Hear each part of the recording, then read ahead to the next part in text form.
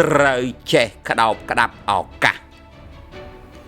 យកឱកាសប្រើប្រាស់ឱកាសឲ្យមានប្រយោជន៍ចឹងហើយបានលោកគ្រូប្រើទ្រឹស្ដីអត់ការងារធ្វើលេះ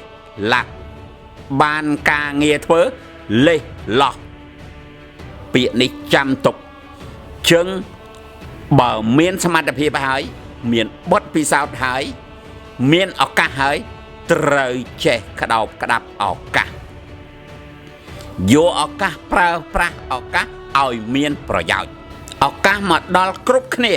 ប៉ុន្តែអ្នកគ្មានសមត្ថភាពមិនអាចចាប់ឱកាសបានទេឱកាសល្អមានហើយបានធ្វើហើយមិនចេះថែរក្សានិងក្តោបក្តាប់ឱកាសយើងអាចចង់ខ្លាយទៅជាអ្នកមានយើងឃើញអ្នកមានងើបម៉ោង6បាទយើងងើបម៉ោង6ឃើញគេធ្វើការ2ដល់10ម៉ោងយើងខំប្រឹង2ដល់10ម៉ោងអាចចោលបើគេធ្វើ2ដល់10ម៉ោងឯងអា8ម៉ោងឲ្យលួចគេទៀត